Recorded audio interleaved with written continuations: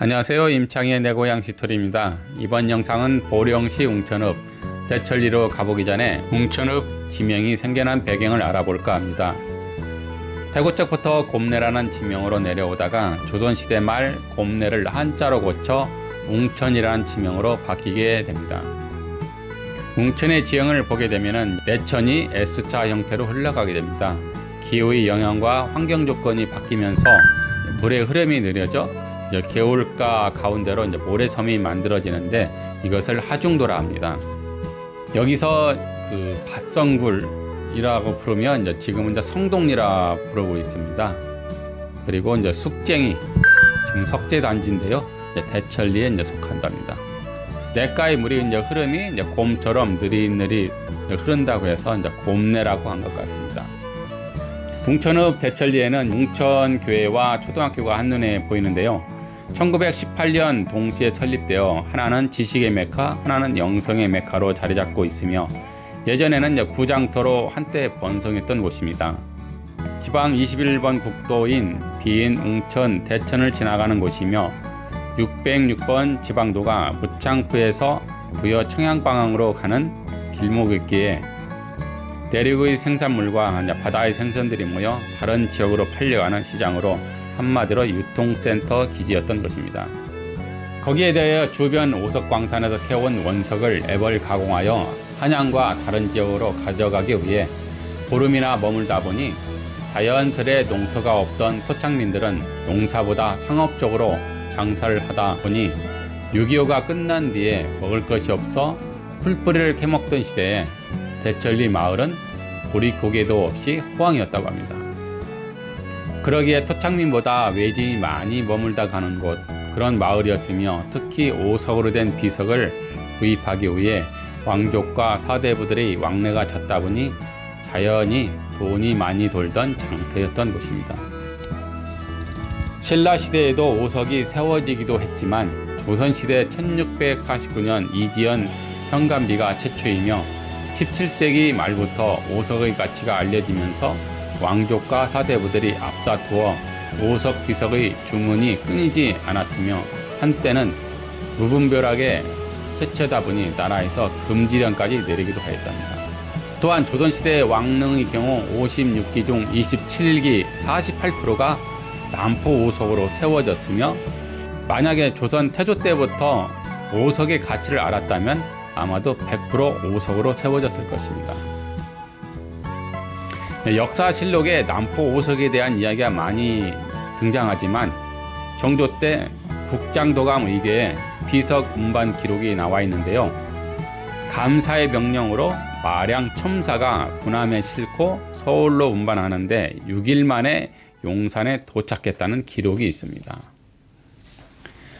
그럼 도대체 오석이 뭐길래 오석에 대한 돈을 물쓰듯 하냐고 한다면 대리석으로 비석을 많이 하지만 100년만 지나버리면 차츰차츰 풍화작용에 의하여 글씨가 없어지기 시작합니다.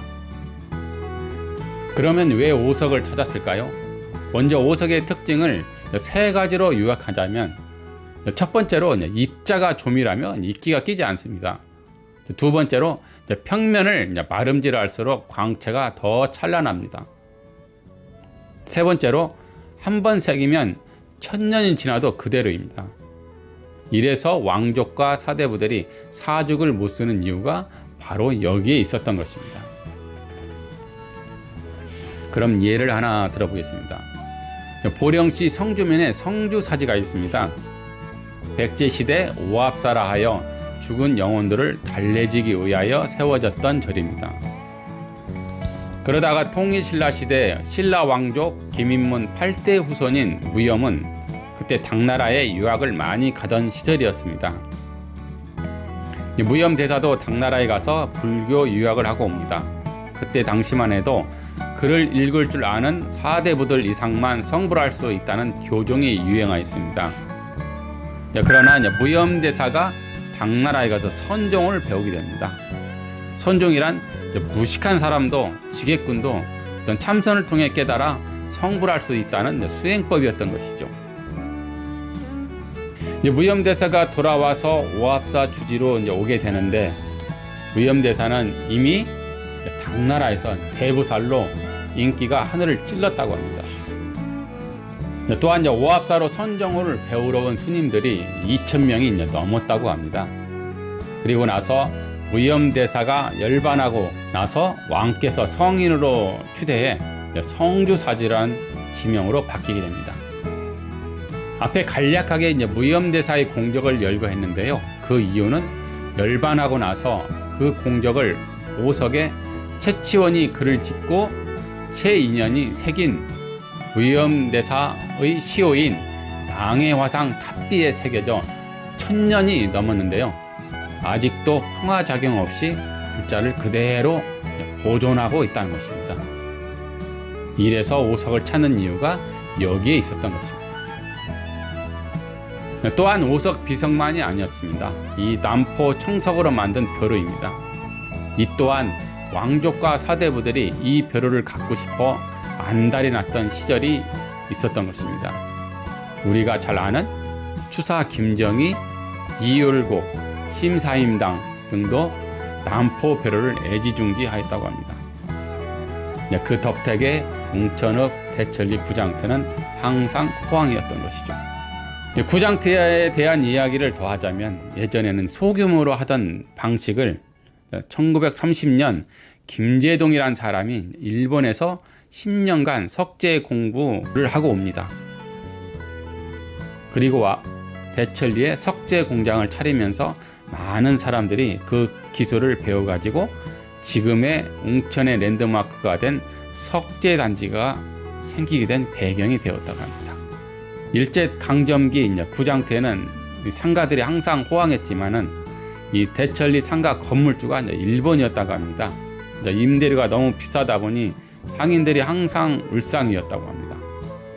그래서 군수까지 와서 조금 깎아달라고 해도 들은 척도 안 했다고 합니다. 그러면서 그때 당시 웅천 면장이었던 황시연과 지역 유력가인 이노우의 기요씨, 정상청이라는 사람과 주도하여서 지금의 대창리로 1928년도 면사무소와 시장을 옮기면서 대천리 구장터는 시들해졌으며 그러면서 석재 산업이 그때부터 번성했다고 합니다. 그러면서 1980년대 기계화되면서 대중적으로 찾다 보니 최고의 호황기를 맞았다고 합니다. 그러다가 2000년 이후로 호황에서 사양길로 접어들었다고 합니다. 그러나 지금은 정과 망치로 두드리는 석공돌은 거의 사라지고 신식 연마기로 공원의자, 디딤석, 간판석 그리고 다양한 생활용품 등으로 다시 비상할 날을 기다리며 변화해 가고 있답니다. 이상으로서 이번 영상을 모두 마치겠습니다. 다음 주에는 날씨가 추워진다고 하니 미리미리 건강 조심하시기 바랍니다. 다음 영상으로 찾아뵙겠습니다. 안녕히 계세요.